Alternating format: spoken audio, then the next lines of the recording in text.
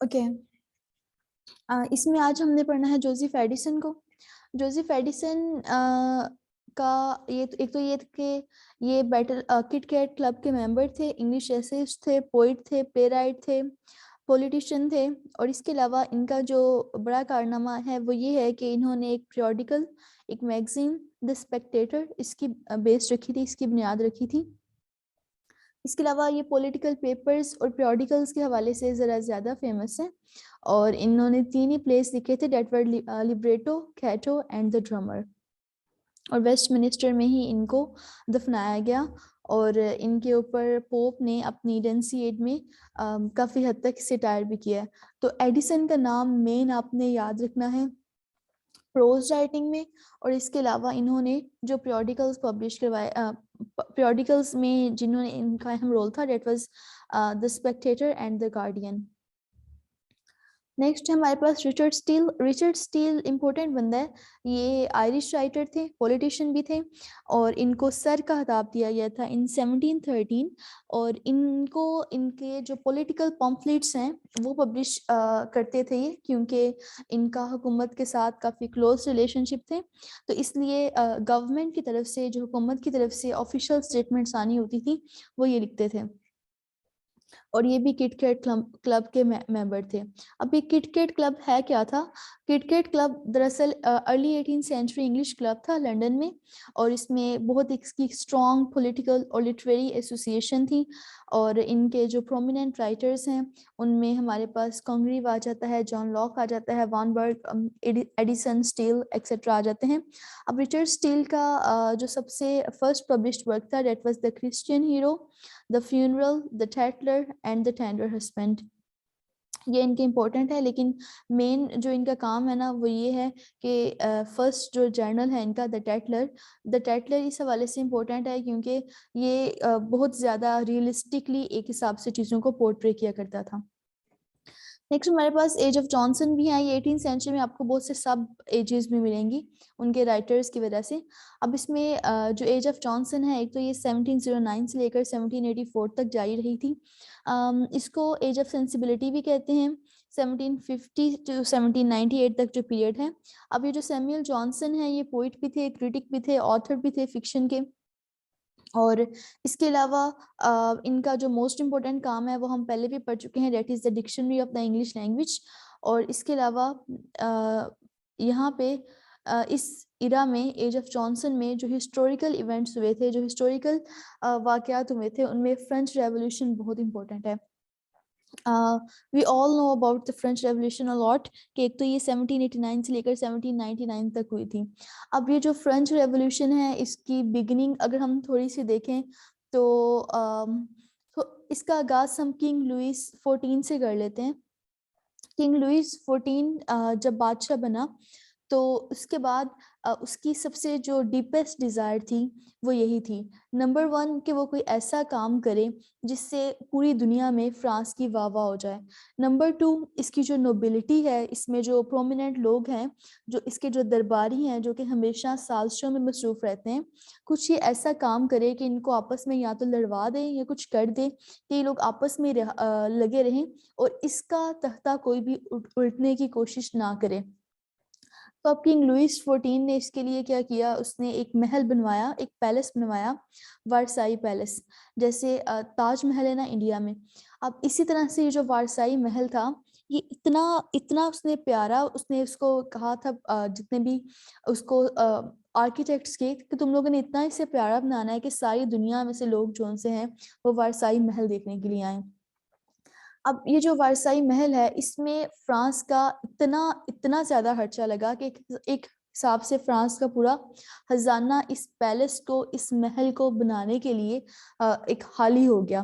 اب جب یہ محل بن گیا تو کیونکہ یہ بہت بڑا محل تھا تو ایک حساب سے یہ فرانس کا نیشنل سمبل بن گیا. اور اس نے کیا کیا، کنگ لوئس نے 14 نے اس نے اپنے جو تھاؤزینڈس کی تعداد میں نوبلٹی تھی، 10-20,000 کی تعداد میں اس کے جو اپر رینک کے لوگ تھے، اس نے ان سب کو بھی اس محل میں گھسا لیا اور انہیں ڈفرینٹ ایکٹیویٹیز میں انوالو کر دیا. اب سارا وقت ہوتا کیا تھا اس محل میں، شکار کھیلا جاتا تھا، یہ لوگ ڈیفرنٹ اس طرح کی عیاشیوں میں مصروف رہتے تھے. اور کنگ لوئس دی 14 کی جو چال ہے وہ اس حد تک کامیاب ہو گئی. نمبر 1 فرانس کی پوری دنیا میں واہ واہ ہو گئی کہ اس نے کتنا اعلیٰ پائے کا ایک محل، ایک پیلس بنایا ہے. اور اس کے علاوہ اس کی جو نوبلٹی ہے وہ عیاشیوں میں اتنی کو مصروف ہو گئی کہ انہیں کنگ کا تختہ الٹنے کی کوئی تھاٹ اب آ نہیں سکتی تھی. تو اب ہو گیا رہا تھا پورے فرانس میں کہ جو غریب لوگ ہیں وہ ٹیکسیز ان کے اوپر امپوز کیے جا رہے تھے، اور ان کے ٹیکسیز ان کے اوپر لگا کے وہ ٹیکسیز خرچ کہاں پہ کیے جاتے تھے؟ یہ وارسائی پیلس کی مینٹیننس کے لیے، اور اس کے علاوہ وہاں پہ جتنی بھی نوبلٹی ہے ان کی عیاشیوں کے لیے. اب یہ جو وارسائی پیلس ہے یہ پہلے جو کسی زمانے میں بہت ایک شاندار سمبل سمجھا جاتا تھا، اب عوام کے لیے یہ ایک سائن آف اپریشن بن گیا تھا، کیونکہ اتنا ان کی عیاشیاں اس حد تک بڑھ گئی تھیں کہ فرانس کو اپنا یہ جو نوبلٹی کا خرچہ پورا کرنے کے لیے ہی ان کو قرضہ تک لینا پڑا. تو فرانس کافی حد تک قرضے کے اندر بھی ڈوب گیا. لیکن اس کا انہوں نے حل کیا نکالا؟ اس کا حل انہوں نے یہی نکالا کہ جو عام لوگ ہیں ان کے اوپر ٹیکس مزید لگا دیا جائے. اپنی جیب سے یہ لوگ ایک پیسہ بھی خرچ نہیں کیا کرتے تھے. اب اسی طرح سے کنگ لوئس دا 14 کی ڈیتھ ہوگی. اس کے بعد کنگ لوئس دا 15 آئے، اور جب کنگ لوئس دا 15 آیا حکومت پہ تو اس کی عمر صرف 5 سال تھی. تو اب اس 5 سال کے بچے نے حکومت کیا کرنی تھی؟ حکومت ساری نوبلٹی کے ہاتھ میں تھی، اور ایون کے جو دوسرے ملکوں سے بادشاہ آیا کرتے تھے وہ فرانس کے کنگ کو اپنی گود میں کھلایا کرتے تھے ایک حساب سے. تو اب over all with the passage of time حالات مزید ڈکلائن کا شکار ہوتے رہے. اور اس کے بعد گریجولی ایک دفعہ کنگ نے یہ ڈیسیژن بھی کچھ لیا کہ میں کچھ بچت پالیسی انٹروڈیوس کرواتا ہوں، اور میں سادگی کروں گا، یہ کروں گا، وہ کروں گا، لیکن ایسا کچھ بھی کامیاب نہیں ہوا ہے. اور جو فرانس ہے اس میں اس حد تک غربت آ گئی، اس حد تک پاورٹی آ گئی کہ لوگوں کے پاس کھانے کے لیے بھی کچھ نہیں ہوتا تھا، کہ ایون جو بریڈ کرمز ہیں، جو روٹی کے ٹکڑے ہیں خراب سے گلے سڑے سے، ان کو لینے کے لیے بھی جھگڑا ہوا کرتا تھا. اس حد تک پاورٹی پریویل کر رہی تھی ان دا ہول فرانس. اب اس کے بعد نیکسٹ اس زمانے میں روسو، ہم سب جانتے ہیں روسو کو. روسو نے ایک بک لکھی جس میں اس نے کافی حد تک ڈیموکریٹک آئیڈیاز دیے کہ ہم جو آج تک یہ سمجھتے رہے ہیں کہ جو بادشاہ ہے وہ خدا کا سایہ ہوتا ہے، تو ایسا کچھ بھی نہیں ہوتا. بیسیکلی جو گورنمنٹ ہے وہ رسپانسبل ہے کہ وہ سٹیزنز کے، اپنے تمام سٹیزنز کے رائٹس کو پروٹیکٹ کرے، ان کا دھیان رکھے، ان کا خیال رکھے، اور جو پیپل ہیں they can also do each and ایوری تھنگ. اور جو گورنمنٹ ہے اس کو چاہیے کہ وہ ان کے رائٹس کو پروٹیکٹ کرے. اس طرح سے والٹیر ایک بندہ تھا، اس نے بھی کافی حد تک گورنمنٹ پہ کرٹیسائز کیا، لیکن اس زمانے میں پریس فریڈم نام کی کوئی چیز تو تھی نہیں. تو انفیکٹ ایک دفعہ انہوں نے، نوبلٹی نے یہ فیصلہ کیا کہ کیونکہ غربت بہت بڑھ گئی ہے تو ہم ایسا کرتے ہیں وارسائی پیلس کے جو گدے ہیں، جو ہارسز ہیں، ان کو بیچ ڈالتے ہیں. تو وارسائی پیلس کے ہارسز انہوں نے بیچے. تو اس پہ وولٹائر نے کہا کہ جتنے گھوڑے اس نے نکالے ہیں نا، اس سے اگر جو وہاں پہ جو گدے بیٹھے ہوئے تھے نا وارسائی پیلس میں، ان کو نکال دیتے تو شاید پھر بھی جو فرانس ہے اس کو کچھ بن جاتا. The people actually started criticizing French government. اور اس کے بعد جو گھر میں روسو کے آئیڈیاز کو ڈسکس کیا جانے لگا. لیکن اب جب پاورٹی اپنی ایک ریشو سے بھی بہت حد تک بڑھ گئی تو عام لوگوں نے، غریب لوگوں نے ریوولٹ کر دی. انہوں نے ایسا کیا کہ وہ کسی بھی امیر گھرانے کے گرد جمع ہو جایا کرتے تھے، اور اس کے بعد ان کے اوپر دعویٰ بول دیا کرتے تھے، اور ان کے گھر سے اناج، روٹی وغیرہ لے لیا کرتے تھے. لیکن اب جب کراؤڈ اکٹھا ہوتا ہے تو تب آپ کو پتا ہے کہ مزید بھی بہت سے مسائل سامنے آتے ہیں، ڈاکو چور بھی ساتھ مل جاتے ہیں، جس کی وجہ سے کافی حد تک حالات خراب ہو گئے. ایون جو فرانس کی پریزن ہے، there was a prison break out too, جس میں بیسٹائل پریزن کو سارا کے سارا انہوں نے اپنے حمایتی جو ان سے ہیں وہ نکال لیے تھے. اور ایک نعرہ جو بہت حد تک پاپولر ہوا، that was equality, Liberty, fraternity, کہ ہم اس لیے یہ سارا کے سارا ریوولٹ کر رہے ہیں تاکہ ہر جگہ ایکویلٹی ہو، برابری ہو، لبرٹی یعنی آزادی، ہر basically every person is free to say whatever he want to say, freedom of right, frame of speech, freedom of living, ان تمام چیزوں پہ ایمفیسس کیا گیا. اور فریٹرنیٹی یعنی جو بھائی چارہ ہے، یہی بنیاد بنے گا فرانس کو مزید اسٹرینتھن کرنے کے لیے. بہرحال اس ریولوشن سے اس کے جو آؤٹ کم ہوئے تھے وہ یہ ہوا تھا کہ جو فرینچ مونارکی ہے وہ ختم ہو گئی اور اس کے بعد ایک سیکولر ایک ڈیموکریٹک ریپبلک سامنے آئی اور کافی حد تک سوشل چینجز بھی آئیں جس میں لبرلزم اور دوسرے بہت سے انلائٹنمنٹ پرنسپلز انٹروڈیوس کروائے گئے اور نپولین بوناپارٹ جونس ہے وہ اس کے بعد اس کا عروج ہوا, اس کا رائز ہوا اور اس کی بیسس پہ فرانس نے مزید کافی حد تک ترقی کی. اب لبرلزم کیا ہے؟ لبرلزم بیسیکلی موومنٹ تھی جو کہ فرینچ ریولوشن سے کلوزلی ایسوسیٹڈ بھی ہے, جس میں freedom of speech, freedom of press, freedom of religion, free market, civil rights, democratic society, secular government اور انٹرنیشنل کوآپریشن وغیرہ پہ زور دیا گیا. بیسیکلی لبرلزم نے اس بات کو ریجیکٹ کیا کہ جو کنگ ہے وہ خدا کا سایہ ہے, وہ سپریم بینگ ہے, کلوز کریچر ٹورڈز گاڈ ہے اور ڈیوائن رائٹس آف کنگ, اور جو کنگ جیمز دی فرسٹ کہتا تھا ایبسلیوٹ مونارکی یا ایبسلیوٹ رائٹ جتنے بھی ہیں وہ اس تمام چیزوں کو اس نے نیگیٹ کیا. نیکسٹ ہمارے پاس 7 ایئرس وار ہے. 7 ایئرس وار 1756 سے لے کر 1763 تک تھی. بیسکلی تو یہ فرانس اور برٹین کے درمیان میں تھی, لیکن اس میں اور بہت سی کنٹریز انوالو ہو گئی تھیں. اب اس ٹائم جو امریکہ ہے یہ بھی برطانیہ کی ہی ایک کالونی تھا, یعنی امریکہ شروع سے فری نہیں تھا بلکہ امریکہ ایک برطانیہ کی کالونی تھا اور اس میں تقریباً برطانیہ نے, انگلینڈ نے 13 کالونیز بنائی ہوئی تھی امریکہ کی, اور اس نے اپنے گورنرز کے ذریعے ان کالونیز کے اوپر وہ رول کیا کرتا تھا. اب جب وار ہوئی تو اس کے بعد اس کا امپیکٹ, ڈائریکٹ امپیکٹ ان تمام کالونیز پہ بھی ہوا جن کے اوپر برطانیہ حکومت کر رہا تھا, کیونکہ برطانیہ کا خرچہ لگا تھا اس وار میں, اس جنگ میں. تو انہوں نے اس خرچے کو پورا کرنے کے لیے یہ کیا کہ جو کالونیز ان کے انڈر تھیں انہوں نے ان کے اوپر ٹیکسز لگانا شروع کر دیے. اب انہوں نے شوگر ایکٹ پاس کر دیا, ٹی ایکٹ پاس کر دیا, اسٹیمپ ایکٹ, یعنی ہر طرف سے ایک مہنگائی کر دی. لیکن یہ جو امریکن پیپل ہیں they were actually gaining a sense, they were quite independent, they were becoming quite independent at that time. تو انہوں نے برطانیہ کے لگائے ہوئے تمام ٹیکسز کو ریجیکٹ کر دیا اور انہوں نے اس بات کا کلیئرلی اعلان کر دیا that there is no taxation without representation, کہ جب تک آپ ہمیں پارلیمنٹ میں ہماری کچھ سیٹس نہیں دیں گے تب تک ہم آپ کو ٹیکسز بھی نہیں دیں گے. اور اس سلسلے میں انہوں نے ایسے کیا کہ جو انگلینڈ ہے بیسیکلی یہ ٹی امپورٹ کیا کرتا تھا انڈیا سے.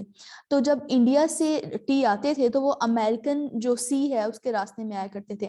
تو ایک دفعہ امریکن جو لوگ ہیں انہوں نے کیا کیا, انہوں نے جتنے بھی وہ ٹی تھی, جتنی بھی وہ چائے پتی وہاں سے آ رہی تھی, انہوں نے وہ جہاز کو لوٹا اور اس کے بعد وہ ساری کی ساری پتی دریا میں پھینک دی. اس کو ہم بوسٹن ٹی پارٹی کے نام سے بھی یاد کرتے ہیں, جو کہ امریکن ریولوشنری وار یا امریکن وار آف انڈیپینڈنس میں ایک بہت اہم اس نے رول پلے کیا.